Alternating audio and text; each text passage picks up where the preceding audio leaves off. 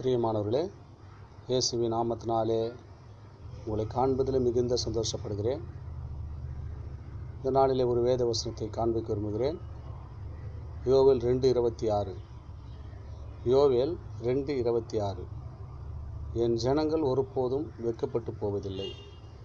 ஆண்டவர்கள் தாங்க சொல்கிறார். என் ஜனம், அவர் உண்டாக்கின என் ஜனங்கள் ஒருபோதும் வெட்கப்பட்டு போவதில்லை. அநேகர் வெட்கப்படுத்துவாங்க, அநேகர் துக்கப்படுத்துவாங்க. ஆனாலும் வெட்கத்துக்கு பதிலாக அவர் ஆசீர்வாதத்தை கொடுக்க நீங்கள் ஒருபோதும் வெட்கப்பட்டு போவாதீங்கன்றார். எப்பொழுதுனா, நீ அவரை சேவிக்கும்போது, அவரை துதிக்கும்போது, இயேசுவே என்று கூப்பிடும்போது நீங்கள் வெட்கப்பட்டு போக மாட்டீங்கன்றார். என் ஜனம் என்று சொல்கிறாருங்க. நம்ம அவருடைய பிள்ளையாக இருக்கிறோம். என் ஜனம் யார் சொல்ல முடியும்?